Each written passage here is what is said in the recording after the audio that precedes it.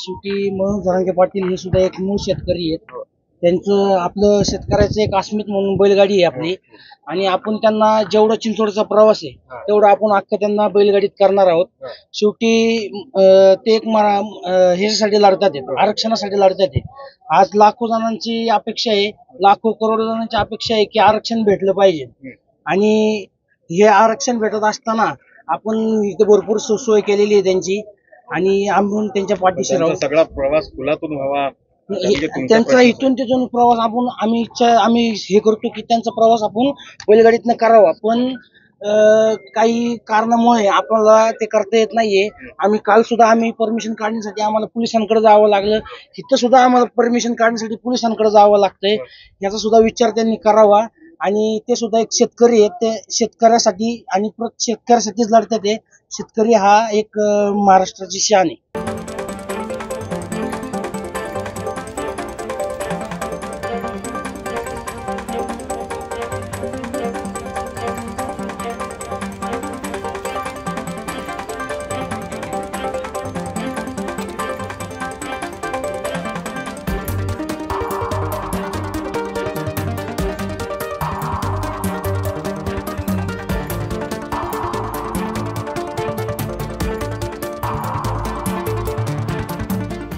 महाराष्ट्राचं सर्वप्रथम हे दुर्दैव आहे.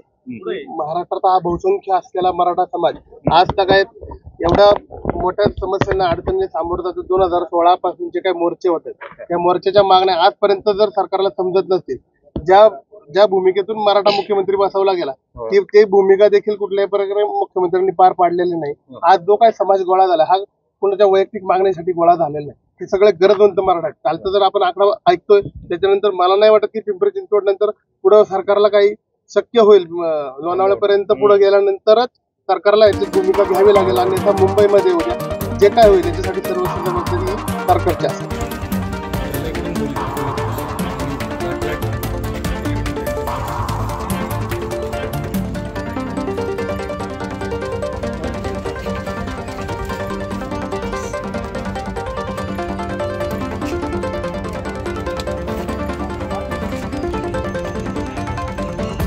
सरकारने भूमिका पहिल्यापासूनच द्वेषाची घेतलेली आहे. मुख्यमंत्र्यांनी छत्रपती शिवाजी महाराजांची शपथ घेऊन आपल्याला टाइम दिला होता. टाइमवर वेळेवर वेळ मागत गेले, पण वेळ काढूपणा करत आहे. हे वारंवार सिद्ध आहे. गेल्या 75 वर्षांमध्ये मराठा समाजातल्या लाखो शेतकऱ्यांनी, लाखो तरुणांनी आणि लाखो विद्यार्थ्यांनी ज्यांना शिक्षणाची इच्छा असताना शिक्षण घेण्याची क्षमता नसल्यामुळे आत्महत्या केल्यात. आमच्या जवळ मराठा क्रांती मोर्चाच्या माध्यमातून 100हून अधिक विद्यार्थी तरुणांनी समाजासाठी या 2-4 वर्षात आंदोलनामध्ये आत्महत्येचा निर्णय घेतलेला आहे. शाळेला फी नाही, बससाठी पैसे नाही, ह्याच्यासाठी लाखो तरुणांनी आमच्या आत्महत्या केल्या, तरी या सरकारचे डोळे उघडत नाहीये. आणि आता हे सरकारला आम्ही त्यांच्या बळीला आश्वासनांच्या बळी पडणार नाहीये. जरांगे पाटलांनी वेळोवेळ वाढवून दिला, महिना दिला, 15 दिवस दिले, परंतु सरकारने या 4 महिन्यामध्ये काही काम केलं नाही. मागासवर्गीय आयोगाचा अहवाल आला, 54 लाख कुणबींच्या दाखल्यांच्या नोंदी सापडल्या. अजून त्या कुणब्यांना दाखले देण्याची कुठलीही प्रोसेस नाही. आता जे सर्वेक्षण चालू आहे त्याच्यामध्ये एवढ्या अटी आणि एवढ्या शर्ती ठेवलेल्या आहेत की जे मराठा समाज तुम्हाला पूर्ण करू शकत नाही. आणि सर्वे रात्रीचे करतात ते, जेणेकरून जो समाज रात्री सर्वेक्षणामध्ये सहभागी होऊ शकत नाही. त्यामुळे या सरकारवर आमचा बिलकुल विश्वास नाही आणि आम्ही मुंबईला जाणार आणि आम्ही आरक्षण घेऊन मागे येणार. जर आरक्षण भेटलं नाही तर आम्ही मुंबईतच राहून दाखवणार.